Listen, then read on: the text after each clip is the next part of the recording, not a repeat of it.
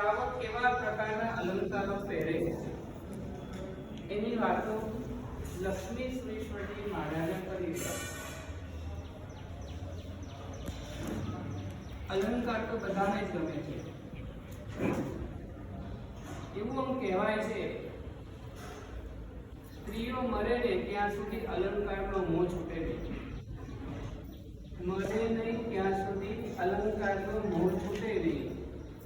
પુરુષોને એવું હોય મરે ત્યાં સુધી અહંકાર છૂટે નહીં. અંદરમાં અહંકાર એવો ભર્યો હોય ને છોડવા માટે તૈયાર ના થાય. પ્રભુજીની પાસે ગયા પછી માથાની પાઘડી ઉતારી દેવી ને એ બહુ સહેલી વસ્તુ છે. માથા ઉપર પહેરેલી પાઘડી છે પ્રભુના ચરણોમાં સમર્પિત કરી દેવી ને એ આસાન છે, પણ માથામાં ભરેલી જે રાઈ છે ને એ ઉતારવી ને રજનીભાઈ બહુ અઘરું છે. અલંકારોની આપણે વાત ચાલે છે. અલંકારોને જોઈને મહાપુરુષોને યાદ કરવા. દ્રષ્ટિ એવી કેળવવી છે. અલંકાર તો રોજ પહેરતા જ હોઈએ છીએ, અલગ અલગ પહેરતા હોય છે. એ જ્યારે પહેરવાનો વારો આવે ને તો આપણને એની અંદરમાં એ મહાપુરુષ દેખાય. વીટી જોઈએ કે શૈલેષભાઈ આપણને કોણ યાદ આવવું જોઈએ? ભરત મહારાજા આવ્યા. બીજા નંબરમાં ભાઈ કુમાર યાદ આવે. ત્રીજા નંબરમાં શ્રેણિક મહારાજા યાદ આવે. રીતિને જોઈએ ને આપણે મહાપુરુષની યાદ આવી. હાથમાં પહેરેલા કંગનને જોઈએ ને આપણને કોણ યાદ આવે? પ્રત્યેક બુદ્ધ, 4 પ્રત્યેક બુદ્ધ થયા છે ને એમાંથી પ્રસિદ્ધ હોય નમી રાજર્ષિ પ્રસિદ્ધ છે. એમને આ કંગનને જોયા પછી કંગનનું નિમિત્ત લીધું. પ્રત્યેક બુદ્ધ એને કહેવાય સ્વયં જાણે બોધ પામીને આવેલા હોય. એમને કોઈક નિમિત્ત મળે અને પૂર્વના ભવનું જાતિસ્વનું જ્ઞાન થઈ જાય અને એ આત્મા સ્વયં દીક્ષાનો સ્વીકાર કરે. એમને માથે કોઈ ગુરુ ના હોય. તીર્થંકર પરમાત્માને કોઈ ગુરુ ના હોય. સ્વયં સંબુદ્ધ અને પ્રત્યેક બુદ્ધ જે આત્માઓ છે ને એમના માથે પણ કોઈ ગુરુ ના હોય. જાતિ દીક્ષા સ્વીકાર. આ નમી રાજર્ષિ બંગડીનું એક નિમિત્ત મળી ગયું. આપણે બંગડીના નિમિત્તથી બંગલાને બે ભાગ પાડી દીધા. આપણે એવા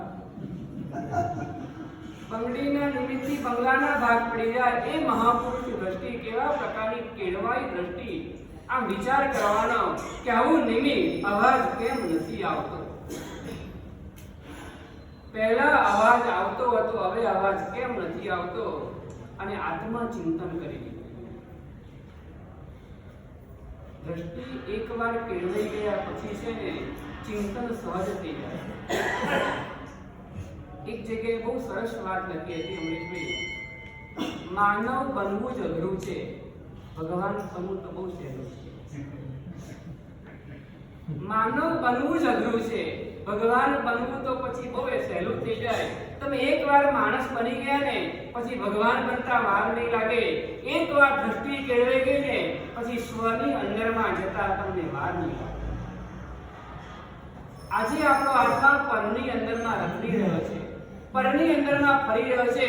એને વિભાવ દશા કહેવાય. સ્વની અંદરમાં રહેવું ને સ્વભાવ દશા કહેવાય. વિભાવ પ્રત્યેનો લગાવ આત્માને વધારે છે, સ્વભાવ પ્રત્યેનો લગાવ આત્માને હજુ આવ્યો નથી.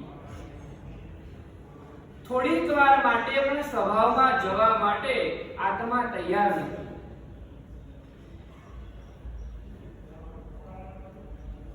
હમણાં 2 દિવસ પહેલા ઉપર પ્રતો બોલતા હતા ને, એક પ્રત મારા છે નાના માણસ જોતા હતા પ્રત. એની અંદરમાં એક સરસ વાત લખી હતી. પ્રમત્ત આત્મા હોય અને અપ્રમત્ત આત્મા હોય. પ્રમત્તને ધ્યાન ક્યારે લાગે? પ્રમાદીને ધ્યાન ક્યારે આવે? અપ્રમત્ત તો સહજ અપ્રમત્ત દશાની અંદરમાં છે. એને પ્રમાદ છે નહીં એટલે એને કોઈ બીજી ચિંતા નથી. પ્રમત્તને ધ્યાન ક્યારે આવે? પ્રમાદી જીવનાને મન એકાગ્ર ક્યારે થાય? એનું મન ક્યાં પરોવાય, ક્યારે પરોવાય? તો બહુ સરસ વાત લખી હતી એની શરૂઆતની અંદરમાં. પ્રમત્તને ધ્યાન ક્યારે લાગે? તો જ્યારે ક્રિયામાં પરોવાયેલો હોય કેટલી જ વાર ધ્યાન લાગે ને, એટલા માટે આપણી પરંપરાની અંદરમાં ક્રિયા ઉપર ભાર મૂકવામાં આવે છે. પ્રમત્ત આત્મા ક્રિયા કરે ને ખબર પડે ને કૌશલ કરવાનું, ખબર પડે શું કરે પછી, એટલે ન છૂટકે પણ થોડું ઘણું પણ મન ત્યાં પરોવાય. મિત્ર ઈચ્છા મોહબત્તી સામે પાડવાનું, મોહબત્તીનું પ્રદાન કર્યું, પછી સામે પાડવું એટલે સામે સમજી સૌ ભૂલી જાય તો શું થઈ જાય, એટલે ત્યાં પ્રમત્ત દશા ના આવે, ત્યાં ઓટોમેટિક અપ્રમત્ત દશા ઓટોમેટિક આવી જાય, ખબર પડી જાય હવે પાડવાનું છે, એટલે ધ્યાન ત્યાં કેન્દ્રિત થાય. એટલે પ્રમત્ત અને ધ્યાન ક્યારે કેન્દ્રિત થાય, તો ક્રિયામાં જ્યારે પરોવાયેલું હોય ને ત્યારે. ઘણા લોકો એમ કહેતા ક્રિયા કરવાની જરૂર છે, ક્રિયા એવું છે, ક્રિયા છે ને એ જુડા જેવું છે. કમરે જુડો બરાબર ને,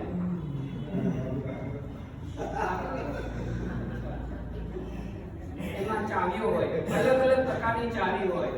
ચાવીને સાચવવાને માટે જુડો છે. ચાવી જેમ કિંમતી છે ને, એટલે ચાવીને સાચવવા માટે જુડો પણ કિંમતી થઈ જાય, એમ ચાવી છે ને ભાવ છે અને જુડો છે ને ક્રિયા છે. જુડો છે ને ક્રિયા છે, ક્રિયાઓ દ્વારા એ ભાવ ટકી જાય છે, એ ભાવ સચવાઈ જાય છે, પરિણતિ રહી જાય છે ને. એટલા માટે આ મહાપુરુષો આપણને ક્રિયાત્મક ધર્મ પણ બતાવેલો છે. આપણી તો વાત ચાલે છે અલંકારો જોઈને કયા મહાપુરુષની યાદ કરવાના, કળાને જોયા. આ તો કલાવતી એમ કહે છે, કોઈ પૂછે છે આ કળા ક્યાંથી લાવ્યા, અને કલાવતી કે આ તો મારા ભાલાના કળા છે. એના પતિના મનમાં શંકા થઈ અને પતિના બંને હાથ કાપવાનો વારો. ઉતાવળમાં ક્યારે પણ કોઈ નિર્ણય નહીં લેવાનો, અને ગુસ્સામાં હોઈએ ત્યારે તો ક્યારે પણ નહીં. ગુસ્સામાં લીધેલો નિર્ણય લખી રાખવો અને પછી સવારના ઉઠીને ફરીવાર વાંચી જોવાનો, આ નિર્ણય બરાબર છે કેમ. ઉતાવળની અંદરમાં ત્યારે પગલું ભરાઈ જાય નાણાવટી, આખી જિંદગી પછી પસ્તાવાનો વારો આવે. અહીંયા કહે છે કલાવતીના હાથ કપાઈ ગયા, નદીના કિનારે છોડી જંગલમાં છોડી દીધી હોય. એનો પતિ એક દિવસ કોઈક નિમિત્ત બન્યું અને તિજોરી ખોલીને કડા જોવે છે, કડા ઉપર કલાવતીના ભાઈનું નામ લખ્યું. અને ગમે તેટલો પશ્ચાતાપ કરે, બહુ મહેનત કરી, ત્યાર પછી કલાવતીની પ્રાપ્તિ થઈ. ઉતાવળમાં પગલું નથી ભરવું, કળાને જોઈએ ને ત્યારે યાદ કરવાના, કલાવતી સતીને યાદ કરવાના કે કેવી મહાસતી હતી જે આવ્યું તે છે. આપણે કુંડલને જોયા, કિંચન શેઠ આવ્યા. હારને જોયા, જિંદરા શ્રાવક આપણને યાદ આવે. ઝાંઝરને જોયા, ઝાંઝરિયા મુનિ યાદ કર્યા. મુગટને જોયું, પ્રસન્નચંદ્ર રાધેપતિ યાદ કર્યા. સીતા માતાનો તાજ આપણે જોયો ને, મહાસતી સીતાની યાદ કર્યા. મહાસતી સીતાની આપણે વાત ચાલુ હતી. એમને જંગલમાં છોડી દેવામાં આવ્યા, જંગલમાં છોડ્યા અને બેભાન બની ગયા. પાણીનો છંટકાવ કર્યો, સેનાપતિ કૃતાંતવદન એને છોડવાને માટે ગયો હતો ને, પાણી છંટકાવ કર્યો. થોડીક શુદ્ધિમાં આવ્યા, શુદ્ધિમાં આવ્યા પછી મહાસતી સીતા વિચાર કરે છે કોનો વાંક છે,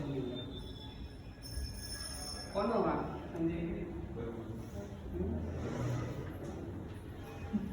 સીતા કે ના કર્મનો તો વાંક જ નથી, શ્રેષ્ઠ કોનો વાંક?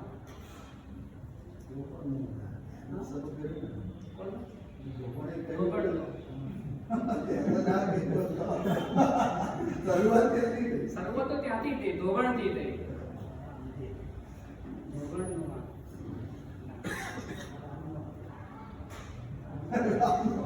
રામનો વાંક.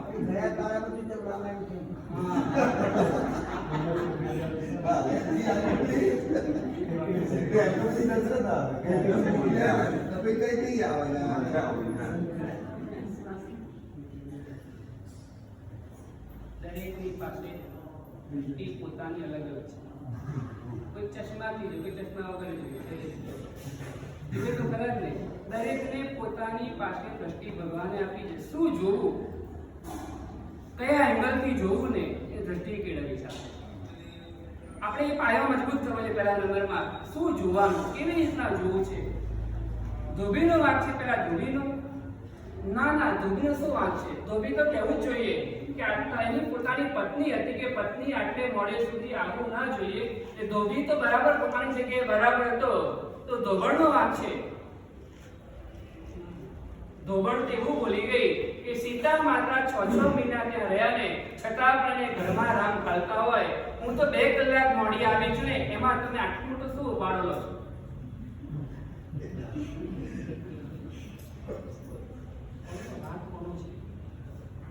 રામે આ શબ્દો સાંભળ્યા.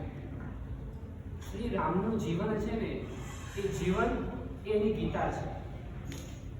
શ્રી રામનું જે જીવન છે ને એ એની જીવંત ગીતા છે અને કૃષ્ણનો જે ઉપદેશ છે ને એ એની ગીતા છે. રામનું જીવન એક પ્રસંગો તમે રામના જુઓ ને, શ્રી રામના એક પ્રસંગોની અંદરમાં તમને કંઈક ને કંઈક ઉપદેશ કે સંદેશો અંદર તમને મળતો હોય. એ પોતે મર્યાદા પુરુષોત્તમ હતા. એ રાજા અયોધ્યાપતિ હતા, અયોધ્યાના રાજા હતા ને એટલે પ્રજાની અંદરમાં મર્યાદાઓનું પાલન કરાવવું ને એનો ધર્મ હતો. પ્રજાઓની અંદરમાં મર્યાદા પડાવી એની ફરજ અને કર્તવ્ય હતું. જો આ પ્રમાણે પ્રજા છૂટતો તો પ્રજાને પણ મળી જાય ને સીતાનું આલંબન લઈને, તો મારે ગમે તેટલી નિર્દોષ હોય ને પવિત્ર હોય ને છતાં મારે સીતાને છોડી દેવી છે. જેને માટે આટલું મોટું યુદ્ધ કર્યું, એક ધોબણના કહેવાથી શ્રી રામ સીતાને છોડવાને માટે તૈયાર થઈ ગયા છે.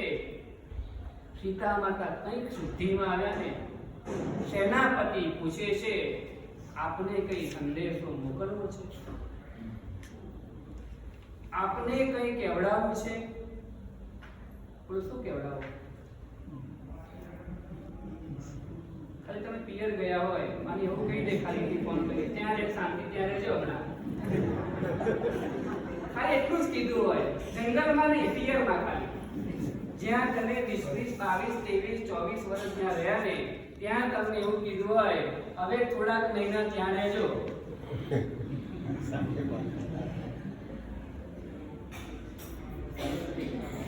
આવું કદાચ કીધું હોય તો શું કે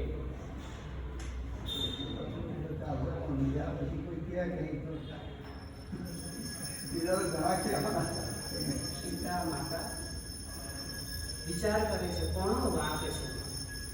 ના, શ્રી રામનો જરા પણ વાંક નથી. એ તો મર્યાદા પુરુષોત્તમ છે. એમને જે કર્યું ઉચિત કર્યું હોય. પોતે ગર્ભવતી છે, સિંહની ગર્જનાઓ સંભળાઈ રહી છે, માનવના જ્યાં નામ નિશાન દેખાય છે એવા જંગલની અંદરમાં સીતા માતાને એકલા છોડી રહી છે ને ત્યારે સીતા માતા એમ કહે છે રામનો જરા પણ વાંક નથી.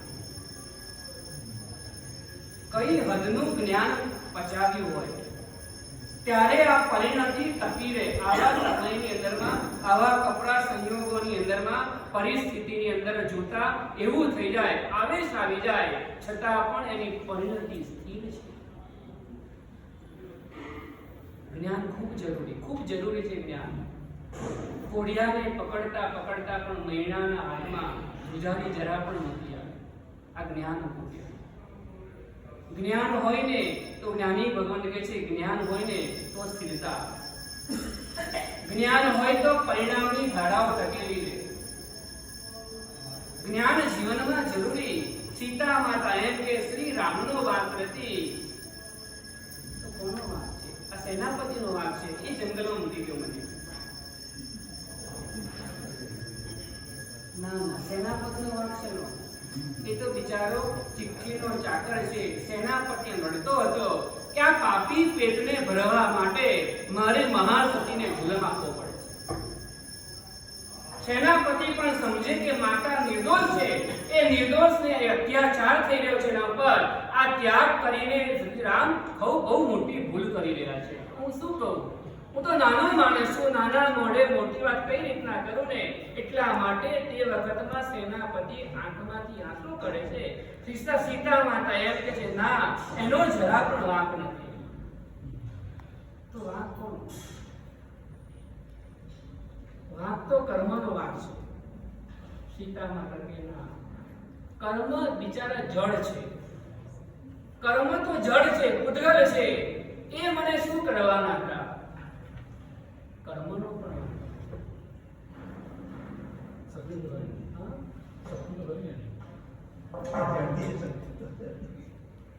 જળની શક્તિ છે, સંયોગો મળે ત્યારે છતાં પણ સીતા માતા કર્મો ઉપર પણ દ્વેષ નથી કરતા. દ્વેષ રામ ઉપર પણ નહીં, સેનાપતિ ઉપર પણ નહીં, પેલા ધોબી કે ધોબન ઉપર પણ નહીં. શ્રી રામે એક પક્ષનો ન્યાય કેમ સાંભળ્યો? બીજા પક્ષને પણ સાંભળવો જોઈતો હતો ને. એ એમનું કર્તવ્ય છે. એમને જે ઉચિત લાગે તે કરી શકે છે ને, એમને આ વિચાર. સીતા માતા કર્મનો પણ વાંક નથી. મેં જીવનમાં કોઈ ભૂલ કરી હોતી નથી. મારો પોતાનો વાંક છે, બીજા કોઈ નથી. જ્યારે જ્યારે પણ કંઈ પણ કર્મનો ઉદય આવે ને, ત્યારે એ જ વિચારવાનું, એ નિમિત્તવાસી છે, ભૂલ તો મારી છે. મારા આત્માએ કોઈક ભવની અંદરમાં એવી ભૂલો કરી હશે ને, જેના પરિણામે અત્યારે ભોગવવાનો વારો છે. સીતા માતા પાછા મૂર્છિત થઈ ગયા. જંગલની હવા અને સેનાપતિના પ્રયત્નથી વળી પાછા જાગૃત થયા. સેનાપતિ કહે છે, હવે હું રજા લઉં છું, આપને કંઈ કહેવું હોય તો કહી દો. સીતા માતા કે મારે સ્વામીને એટલું જ કહેવું છે. શું કહેવું છે? કોઈકના કહેવાથી ભલે મારો ત્યાગ કર્યો, કોઈકના કહેવાથી ભલે મારો ત્યાગ કર્યો, પણ લોકોના કહેવાથી સર્વજ્ઞ ભગવંતે બતાવેલા ધર્મને ક્યારે છોડશો? એના ઉપર એક કરુણા દૃષ્ટિ દેખાય. કોઈ દ્વેષ થતો નથી, કોઈ આવેશ નથી, કોઈ ક્રોધ નથી એના પ્રત્યે. એના આત્માના હિતની ચિંતા છે. એના આત્માનું પણ કલ્યાણ થાય. આવતીકાલે કોઈકના કહેવાના કારણે કદાચ એ ધર્મ છોડી દે, બિચારા આત્માનું શું થશે ને? એટલા માટે સીતા માતા છેલ્લા પણ આ સંદેશો મોકલે છે, મારું જે કંઈ પણ હશે ને હું જંગલમાં ભોગવી લઈશ, પણ એમને કહેજો ક્યારે પણ પ્રભુનો બતાવેલો ધર્મ છોડતા. આ ઊંચાઈ હતી. જ્ઞાન પ્રાપ્ત કર્યા પછીની આ પરિણતિ હતી. આ ઊંચાઈ હતી. મારે તમને એ કહેવું છે, અલંકાર તો આ જ્ઞાન એ અલંકાર છે. સુવર્ણના ધારણ કરી એ પણ અલંકાર છે, જ્ઞાન પણ અલંકાર છે. અને મહાપુરુષો બતાવેલા અલંકારો હવે મારે તમને કહેવા છે કે આપણે અલંકારો ધારણ કરવાના છે. આ ચાતુર્માસ દરમિયાન રોજ પહેરવાના, પહેરવાના, રોજ પહેરવા જેવા છે. સામાન્ય વ્યક્તિનું કામ નથી, આ કિંમતી છે. કોનું કામ છે? ગઈકાલે વાત કરી, સત્વશાળી આત્માનું કામ છે. કેવા અલંકારો ધારણ કરવાના? તો પહેલા નંબરમાં કે છે નિવૃત્તિ વાળા. નિવૃત્તિ એટલે કે જેની અંદરમાં સંસાર સાથેનું કનેક્શન મર્યાદિત સમય માટે છૂટી જાય, એવા પ્રકારના અલંકારો આપણે ધારણ કરવાના. એવું ક્યારે બને સંજયભાઈ? શૈલેષભાઈ, એવું ક્યારે બને? સંસાર સાથેનું કનેક્શન કટ થઈ જાય. બહુ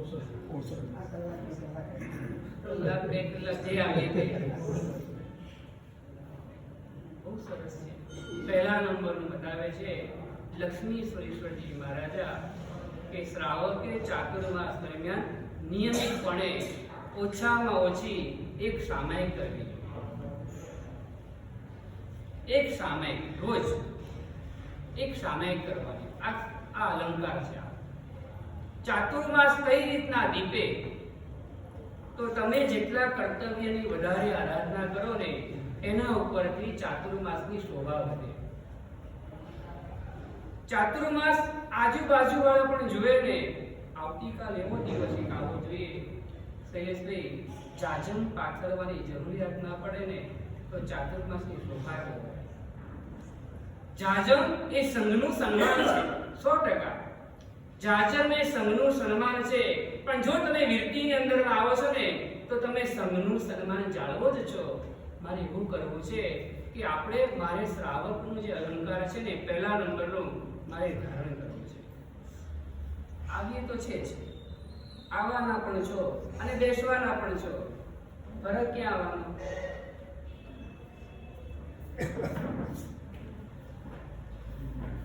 ભૂપેન્દ્રભાઈ, ફરક ક્યાં પડવાનો? કલાક બેસવાનું છે, અહીંયા આવવાનું છે, ફરક ક્યાં પડવાનો? સામે દેવું પડશે અને પાડવું પડશે. લેતા ન આવડતું હોય તો પ્રકાશભાઈ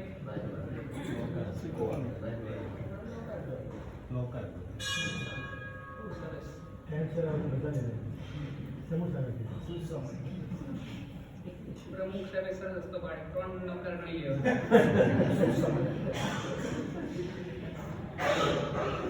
આવું ક્યાં સુધી અલ્પેશભાઈ, ક્યાં સુધી? એક લોકસ ના આવડે તો અતિચારની 8 કરતા ના આવડે તો વંદિતું ના આવડે તો અતિચાર ના આવડે તો એમાંય નોકાર. વંદિતું પણ નથી આવડતું, શું કરે પછી?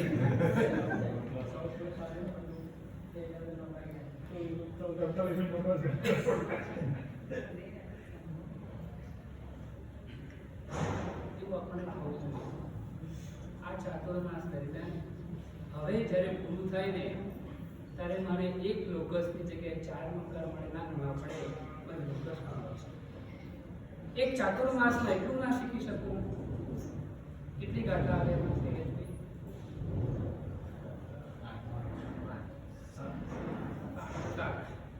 6 ગઈ તો કેટલી ગાથા આવે? 28 લીટી આવે. 28 લીટી આવે.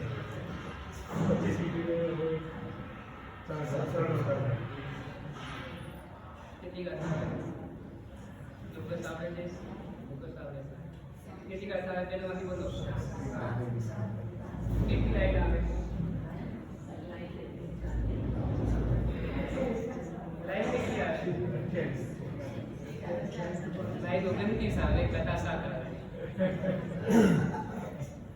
ગાથા 7 આવે, લાઈનો 28 આવશે, 29 આવશે. ગણજો, લાઈન 29 આવશે તમને. 29 લાઈન. એક દિવસમાં એક લાઈન કરીએ, એક દિવસમાં એક લાઈન કરીએ તો કેટલા દિવસ લાગે લોકસ કરતા? કેટલા દિવસ લાગે પ્રકાશભાઈ? ઘણું એક કરતા યાદ નથી રહેતું. એટલું માસિક આઈટમ નથી રહેતું. જેને યાદ ના રહેતું એને પૈસા ઉધાર આપવાના. પૈસા તને ઉધાર આપવા ભાઈ, પૈસા આપો ને ઉધાર આપી દેવાના, લખવાનું નહીં તો બધી યાદ રહી જાય. યાદ નથી રહેતું એ ભૂલી જવાનું, યાદ રાખવું નથી એ નક્કી કરો. યાદ રહેતું નથી કે યાદ રાખવું નથી. ચાલે છે 50 વર્ષ થયા તો પણ આ ચાલે છે, 70 થશે તો પણ આ ચાલશે, અને જઈશું ને તો પણ આપણે એમાં જ રહી જઈશું. 14 પૂર્વ, મારા 14 પૂર્વનો સાર છે ને એ બધું જ અંદર આવી ગયું. એવું ના ચાલે. જે સમયે જે ઉચિત હોય, જે યોગ્ય હોય ને તે આપણને આવડવું જોઈએ, આપણે શીખી લેવું જોઈએ. એક લોકસ સામયિક લેવાનું છે. સામયિક એ ક્રિયા છે. સામયિક આજ સુધીમાં જેટલા આત્માઓ મોક્ષે ગયા ને એ સામયિક ધર્મના પ્રભાવે ગયા છે. દાન ધર્મના પ્રભાવે નથી ગયા, સામયિક ધર્મના પ્રભાવથી ગયા છે. સાધુ બન્યા વગર મોક્ષે જવાય નહીં, સામયિક વગર ચારિત્ર મોનીય કર્મ ખપે નહીં, સાધુ જીવનની પ્રાપ્તિ ન થાય. એના કરતા પણ વધારે સામયિક કરવાથી સંભાવ આવે. સંભાવ એ મોક્ષનું બીજ છે.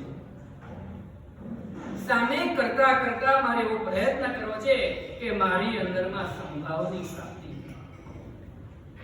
મારે મારા જીવનની અંદરમાં જે પરિસ્થિતિઓ પરિસ્થિતિઓ આવતી જાય ને તે પરિસ્થિતિઓની અંદરમાં મારે સંતુલનને જાળવી રાખવું છે. આપણે સુખમાં લીન બની જઈએ અને દુઃખમાં પરમાત્માની પાસે પ્રાર્થના મૂકી છે, સુખમાં રહો વૈરાગ્યથી, દુઃખમાં રહો સમતા સદોરી. પ્રભુ આટલું જન્મો જન્મ દેજે મને કરુણા કરી. કેવી સરસ આમ શબ્દની પંક્તિ વાંચો ને આમ, સુખમાં રહો વૈરાગ્યથી. સુખની પરિસ્થિતિ આવે ને ત્યારે મને વૈરાગ્ય આવે. કુંતી માતા પરમાત્માને પ્રાર્થના કરતા હતા, હંમેશા અમને દુઃખો આપજો. શું માંગતા હતા?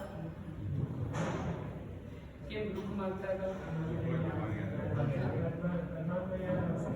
તમે શું માંગો છો? દુઃખ કે સુખ માંગો છો?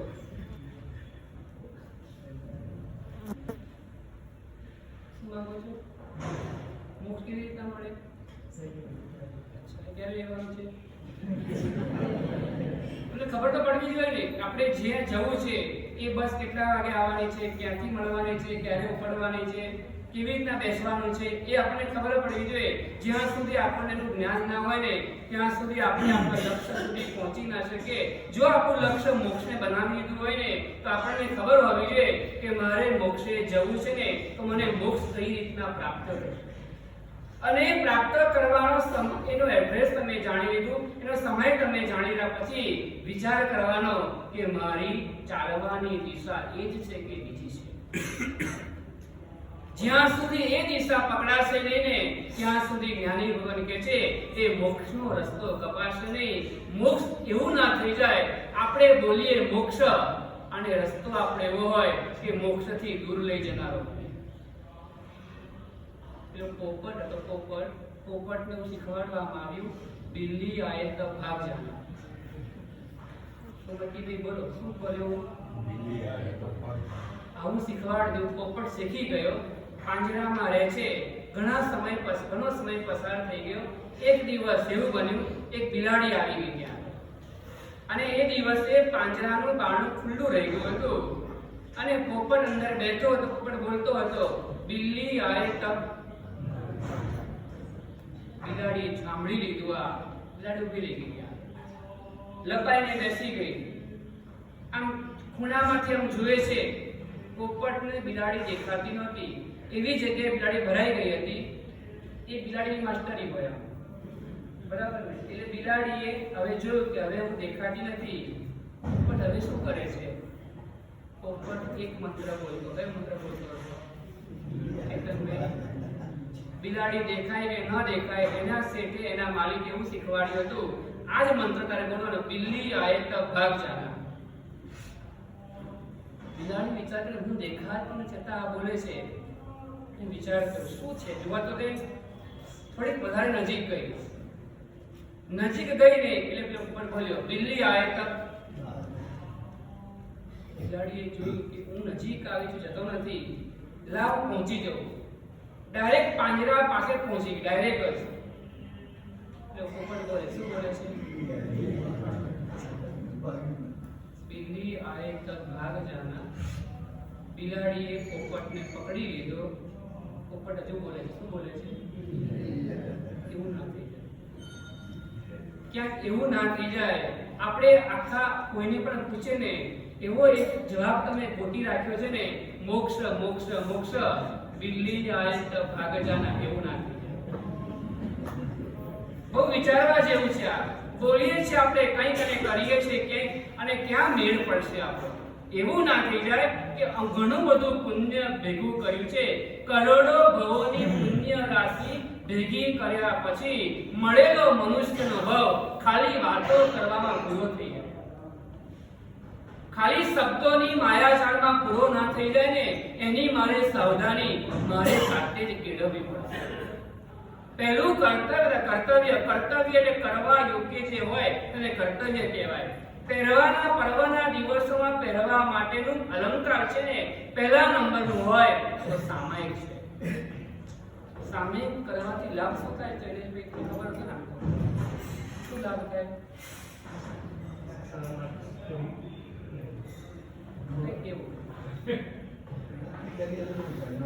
એટલે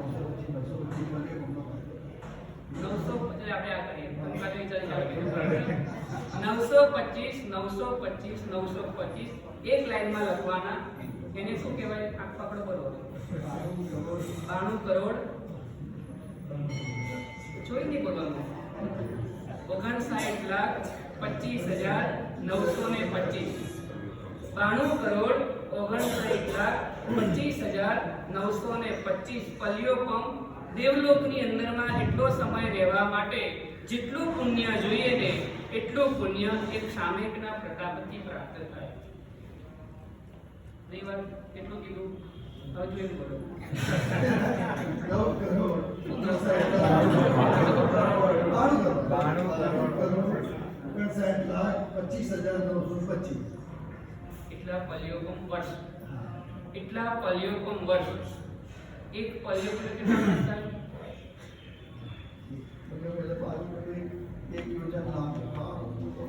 એક પલ્યોપમ અર્થાત રિપીટ કરી દઈએ. એક પલ્યોપમ એટલે 12 કિલોમીટર અંદાજિત 12 કિલોમીટર લાંબો, 12 કિલોમીટર પહોળો અને 12 કિલોમીટર ઊંડો. 12 કિલોમીટર ઊંડો એટલે અહીંથી આપણે ક્યાં પહોંચી જઈએ? કાળુપુરથી આગળ પહોંચી જઈએ. સમજો એવું રાખીએ અત્યારે. એટલો ઊંડો ખાડો કરવાનો. એની અંદરમાં યુગલિકના જન્મેલા બાળ અંદર ભરવાના. તાજા જન્મેલા જે બાળક હોય એ બાળકના વાળ એકના બે ટુકડા ન થાય એટલા ઝીણા કરી અંદર ખાડામાં નાખવાના. એકના બે ટુકડા ન થાય એટલા બારીક કરી અને ખાડામાં નાખવાના. એ આખો ખાડો ભરી દેવાનો. કેટલા વાળ અંદર આવે? એક બે વાળ આવી જાય. એની ઉપર ચક્રવર્તીનું સૈન્ય ચલાવવાનું.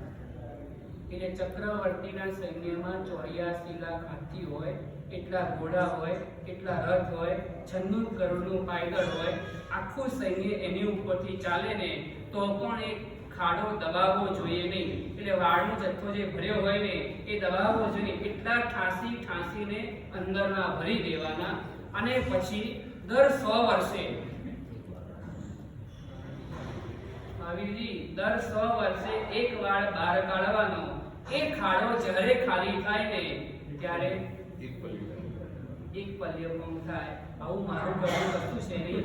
જે લખ્યું છે એવું તમને મેં કીધું છે. હું તો મીડિયેટર છું. એટલે કોઈ તમારે શંકા કરવાની સર્વજ્ઞ ભગવાનના વચન છે. આ 92,59,25,925 પલ્યપમ કરતા પણ અધિક દેવનો આયુષ્ય જેટલો પુણ્યનો બંધ એક આત્મા કરે છે. એક સામેક કરવાના કારણથી, એક સામેકના પ્રભાવથી આટલો લાભ થાય. એક સામેક બરાબર. ખાવ તો ક્લિયર થઈ ગયો. હવે કે પરિવાર રોજની સામે માણસ રાખવો હોય, રોજ સામે માણસ રાખવો હોય તો એ તો દેવલોકમાં જ રહે. હું તમને કહું આપણે હિસાબ કરીએ. 92 કરોડ સામે કેટલા કલાકનું હોય? 48 મિનિટનું. 48 મિનિટ બરાબર 92 કરોડ. 48 મિનિટ બરાબર 92 કરોડ. તો 1 મિનિટ બરાબર કેટલા? આપણે હિસાબ કરવો છે એકવાર. 2 કરોડ લગભગ 2 કરોડ જેવું થાય. 1 કરોડ ને 80 લાખ. તમને હિસાબમાં સરળ થાય એટલા માટે. 1 સેકન્ડ 1 મિનિટના 1 કરોડ ને 80 લાખ. તો 1 સેકન્ડના કેટલા?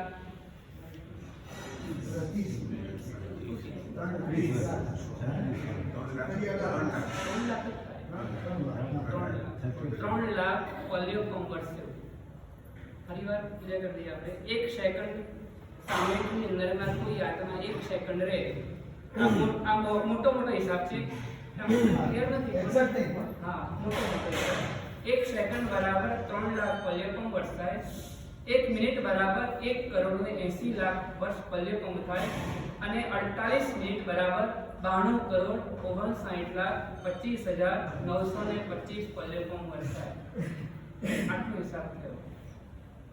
સામેની અંદરમાં હવે ભાવ એ પણ લાવવા પડે પાછળ. આપણે કોને મળે?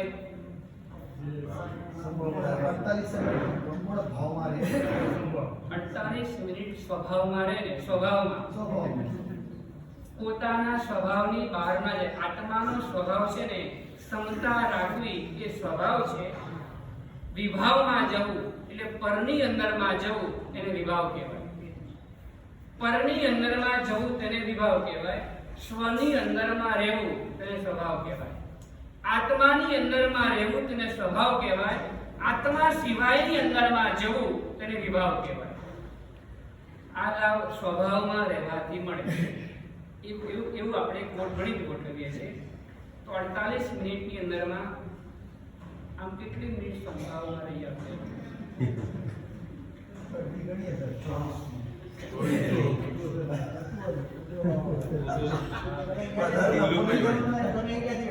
ઓછું નહીં સાહેબ પછી ઓછું ગણી નાખશે.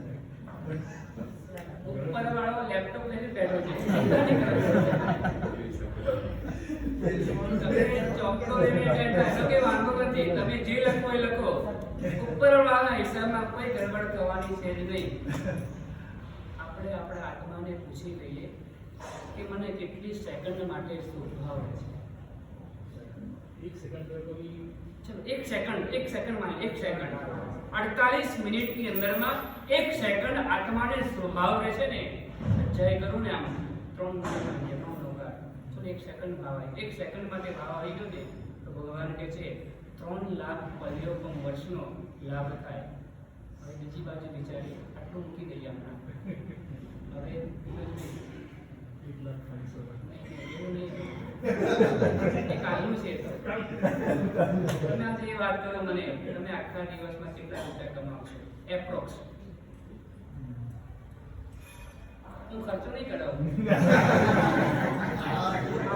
આમ કેવું તો પડે ને મારે બધું કામ કરી કેટલા લાયા આમ 10,000 તો હશે ને મિનિમમ. 10,000 તો હશે ને. એમ ગભરાવું. આટલા ઘરના છે, કોઈ ઇન્કમ ટેક્સ કોઈ છે નહીં. ઓફિસ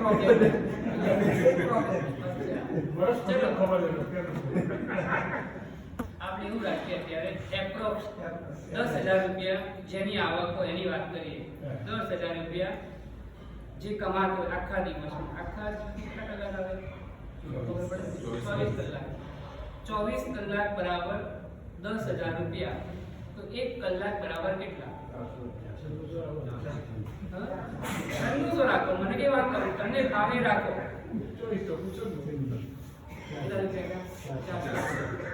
1 કલાકના 400 રૂપિયા. 24 કલાક બરાબર 9,600 રૂપિયા.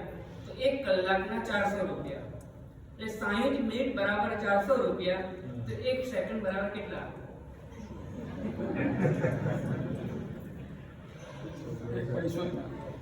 એક રૂપિયો ના જાય. 3600 ભાગ્યા 3600. ચલો 400. 1 કલાકના 400 રૂપિયા છે. ચલો 1 મિનિટ. હા 1 મિનિટ. 1 મિનિટ કરી દો. 1 કલાકના 400 રૂપિયા. તો 1 મિનિટમાં કેટલા? 7 રૂપિયા. 7 રૂપિયા લગભગ આશરે. 1 મિનિટના 7 રૂપિયા. તો 1 સેકન્ડના કેટલા?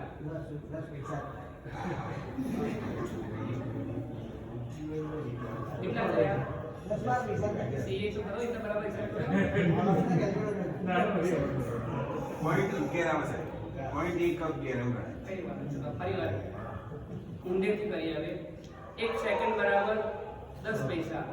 મોટું 1 સેકન્ડ બરાબર 10 પૈસા. 1 મિનિટ બરાબર 7 રૂપિયા.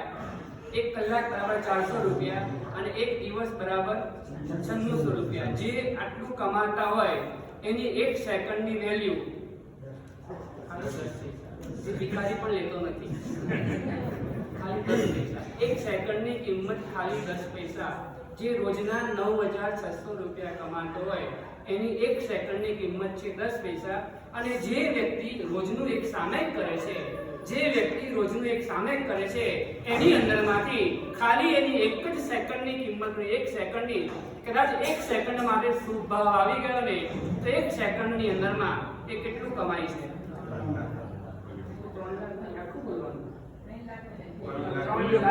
પલ્યોપમ વર્ષનો લાભ.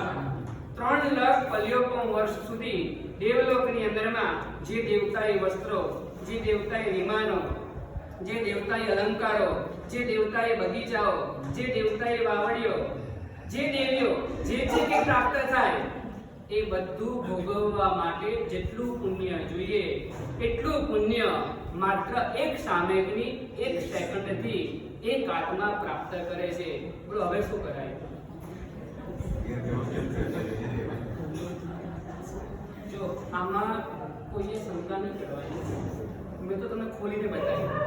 આ તો શાસ્ત્રકાર ભગવંતના શબ્દો હતા કે 92 કરોડ 59 તો ખાલી ખોલ્યું એને ખોલીને બતાવ્યું આવો આવો અમારો માલ છે. હવે જો તમને ગમે ને તો આવતીકાલે કટાક્ષ લઈને આવજો. જો તમને મનમાં બેસતું હોય કે આવું છે ભગવાનના શબ્દો છે એમાં કોઈ ચાર્જ પણ નથી. કટાક્ષનું પાત્રો જ્યાં બહેનોમાં હોય આપણે ભાઈઓમાં નથી હોતું. તમારે હોય ને આમ ક્યાં કે કામિની બેન પરીક્ષામાં ટપાલ. 14 ખાલી પક્ષીનું જ હોય. 14 15 દિવસે તમારે બેનમાં 15 દિવસે કટાશનું પાથરવાનું ચાર્જ આવશે. ભાઈઓમાં કોઈ ચાર્જ નહીં આવે. આવતીકાલે એવી ભાવના કરવાની કે મારા પ્રભુએ કીધું છે ને કે ચાતુર્માસનું અલંકાર છે મને આવડતું નથી, મને ફાવતું નથી, મને કોણ શીખવાડે, મને કોણ આવડે, કશું જ નહીં. કોઈકની પાસે બેસીને સમયસર આવી જવાનું. 7 ને 28 મિનિટ આવી જાવ ને અહીંયા કોઈક તમને સામે કેવડાવી દે કદાચ મોડા આવ્યા ને તમારે 3 નોકર ઘરે બેસી જવાનું. પણ મારે 48 મિનિટ માટે વિનંતીમાં આવશે. આ વિનંતી શું છે? સાધુ જીવનનો સેમ્પલ છે. પ્રભુએ આપણા ઉપર ઉપકાર કરીને આ ધર્મ આપણને બતાવ્યો છે. પરમાત્માએ તેવું જ કીધું લેવા જેવું હોય ને આમાં નહીં કરવા વાંચવું પડે. લેવા જેવું હોય ને શું છે? લેવા જેવું તો આ જ છે પણ અમે લઈ શકીએ તેમ નથી હોતા. એટલે પરમાત્માએ અપવાદ માર્ગે આ દેશવીરતી ધર્મ તમને બતાવ્યો કે હા સાવ શ્રાવકના કુળને પામ્યા પછી આત્મા ધર્મથી વંચિત ન રહી જાય ને એના માટે આંશિક ધર્મ સમાન દેશવીરતી ધર્મની વાનગી બતાવી છે. કદાચ એક વાર ટેસ્ટ કરશે, 2 વાર ચાખશે ને તો એને ટેસ્ટ આવશે ને તો પછી લેવાનું મન થાય. એક કીડી હતી. એક કીડી સાકરના ઢગલા ઉપર અને એક કીડી મીઠાના ઢગલા ઉપર. તો જેને જ્યાં ઘર મળે જગ્યા મળે, કોઈ સર્જન મારે અને કોઈ અભિનવ મારે, કોઈ સહજ આનંદ મારે. જેને જ્યાં ઘર મળે ત્યાં રહેવું પડે અને જેવા પડોશી હોય જેવો માહોલ હોય એમાં સેટ થવું પડે. અલગ અલગ હોય. બંને નીચે ફરવા માટે નીકળી હશે, મોર્નિંગ વોક કરવા માટે, અને બંને ભેગી થઈ ગઈ. બહેનોને તેલપણી બનતા કેટલી વાર લાગે? બહેનોને તેલપણી બનતા કેટલી વાર લાગે? એ બનાવતા કેટલી વાર લાગે? બસ બની ગયા. મોબાઈલ નંબરની આપણે થઈ ગઈ. કેમ? એટલે હસવાનું નહીં. નંબર તો આપવા પડે ને, વાતચીત કેવી થાય. અને પછી વાતચીત થવા લાગી. ધીમે ધીમે સંબંધ નજીક આવવા લાગ્યો. એક દિવસ એવું કીધું તમે મારા ઘરે આવજો. બીજી તમે પણ મારા ઘરે આવજો. બંને એકબીજાને આમંત્રણ આપ્યું. મીઠાવાળી ઢગલી જે ઉપર રહેતી હતી, મીઠા ઢગલા ઉપર, એને સાકરના ઢગલાને કીધું પહેલા મારે ત્યાં આવો, પછી હું ત્યારે ત્યાં આવી. એનો આગ્રહ વધારે હતો એટલે સાકરવાળા ઢગલા ઉપર જે રહેતી હતી એક નીચે ઉતરી અને મીઠાના ઢગલા ઉપર રહેવા માટે આવી. અને જીવી આવીને આકાશ વાગતા કરી એની પાસે જે હતું એ માલ આપ્યો. એને પ્લેટની અંદર કંઈક આપ્યું. શું આપે? મીઠું. અને જેવું પેલી સાકરના ઢગલામાં રહેતી હતી ને એને જેવું મીઠું ખાધું ને એને ખારું ખારું ઉશ લાગ્યું. મોઢામાંથી બહાર કાઢી નાખ્યું. અરે તું આવું ખાય છે? હું તો આ જ ખાઉં છું, મારો ખોરાક જ આ છે. પછી આશ્ચર્ય થઈ ગયું કે આ મારી બેનપણી આની ઉપર કઈ રીતના જીવન જીવતી હશે. એને ખબર નથી કે હું કેવું ભોજન જમું છું. એને ખબર નથી કે હું કેવું ભોજન જમું છું ને એટલા માટે એને કીધું હવે તું મારે ત્યાં, કાલે તું મારે ત્યાં આવજે. એને જરા અપમાન લાગ્યું કે મેં ખાવાનું આપીને થૂકી નાખ્યું, અપમાન જેવું લાગ્યું.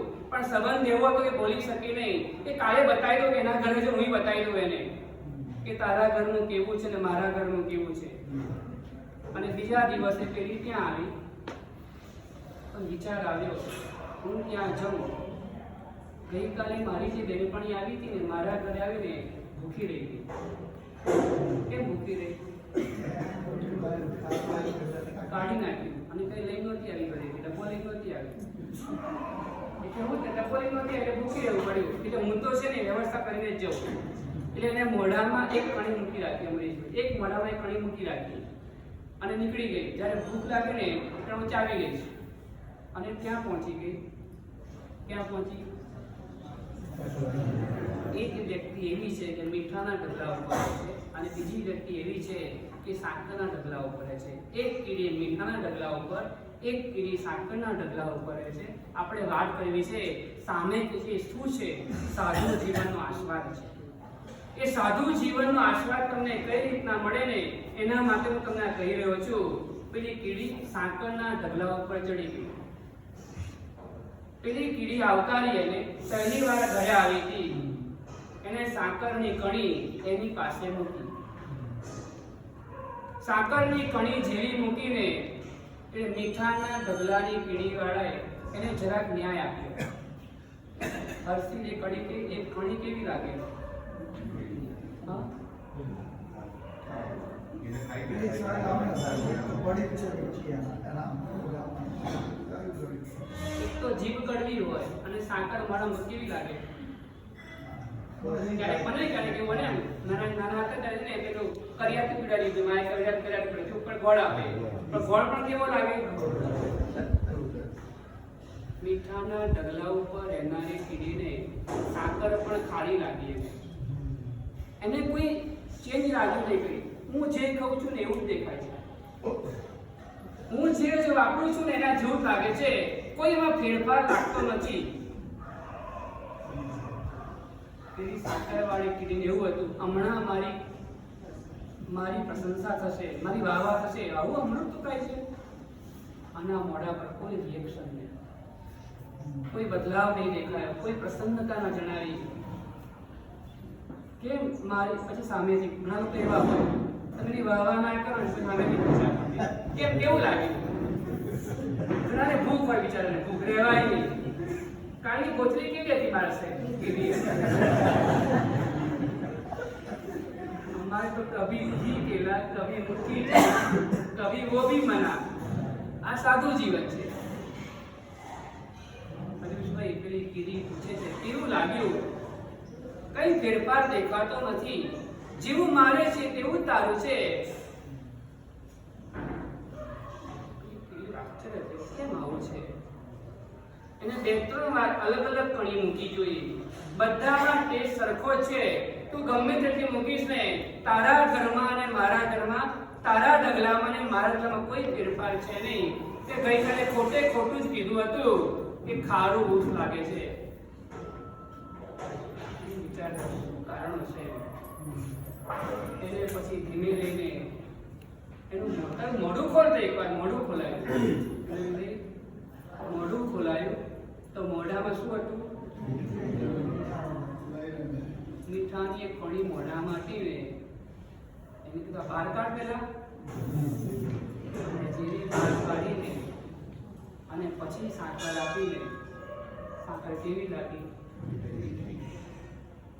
પછી એની આંખો વિકસપર થઈ ગઈ, મન ખુશ થઈ ગયું. મન ના હોય પછી આજીયાની કીડીના આંખો પણ ના હોય.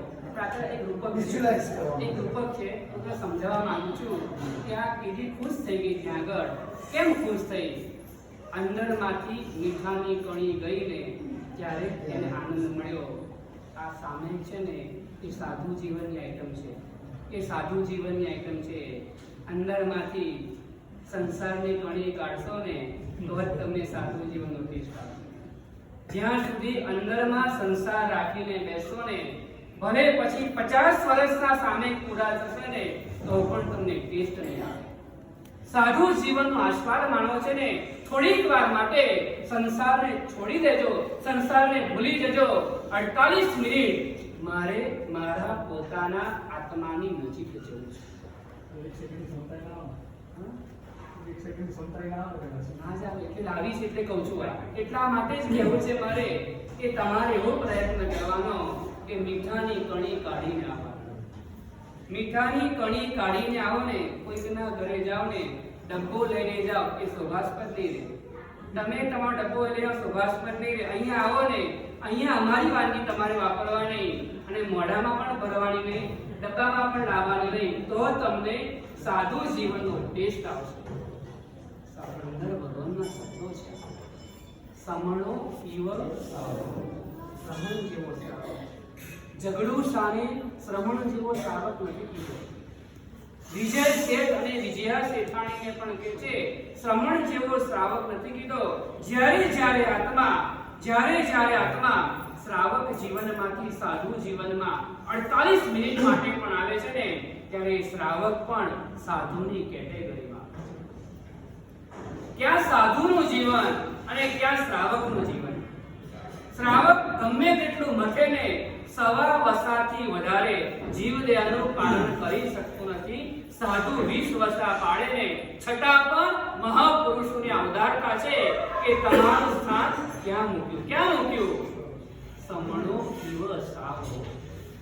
આ શબ્દ પણ ગંધર ભગવાનના શબ્દ. તો મારે એ લેવલ સુધી પહોંચવું છે, મારે ટેસ્ટ કરવો છે. આવતીકાલે હું પ્રયત્ન કરીશ. મારે તો મારા સાહેબ સંવત્સરી સિવાય કટાશનું બહાર નીકળતું જ નથી. હરીશભાઈ, મારે તો પર્યુષણ સિવાય કટાશનું બહાર કાઢવાનો નિયમ લીધેલો છે. આવો કોઈ નિયમ જ ના હોય, આવો કોઈ નિયમ નહીં. નિયમ તો એના માટે હોય, પાપથી બચવા માટેનો નિયમ હોય, ધર્મ કરવા માટેના કોઈ નિયમ ના હોય. મારે મારા આત્માના હિત માટે, મારા પોતાના કલ્યાણને માટે, મારે થોડીક વાર માટે અહીંયા આવું છું ને, મારે લક્ષ્મી સુરેશ્વરજી મહારાજના શબ્દોને સ્વીકારવા છે. 48 મિનિટ માટે મારે એક સ્વાદ મેળવવો. એક વાર, બે વાર, 3 વાર. ઘણી વાર એવું હોય, જો વૃષભદેવ પરમાત્મા એવું છે, એક વારમાં ન મળે ને કે બીજી વાર જવાનું, બીજી વાર મળે ત્રીજી વાર જવાનું. એક વાર સામે કરો, ટેસ્ટ ના આવે તો બીજી વાર કરવાની. કેટલી કરવાની? 400 કરો, ટેસ્ટ આવી જશે. હા, 400 કરવાની. કેવી કરવાની? પણ મીઠાની કણી મોઢામાંથી બહાર કાઢીને કરવાની, તો તમને ટેસ્ટ આવશે. ઋષભદેવ પરમાત્મા કહે છે મને પણ મળતું નહોતું, પણ મેં પણ પ્રયત્ન કર્યો. કેટલી વાર કર્યો? 400 વાર પ્રયત્ન થયો ને, એટલે મને પણ 100નો રસ નિર્દોષ કોચરી જે જોઈતી હતી ને, એ મળી ગઈ. પ્રભુ આપણને આવો સંદેશો આપે છે, તમારે પણ શું ભાવ જોઈતો હોય, શું પરિણતિ લાવી હોય વિધિ ધર્મની અંદરમાં, 400 વાર પ્રયત્ન કરજો. પ્રયત્ન એ ભાવ કઈ રીતના આવે, કેવી રીતના આવે? સામે પહેલા શું કરવાનું, ભાવને લાવવા માટે શું કરવાનું, એ કેવા પ્રકારે અગ્રે અધિકાર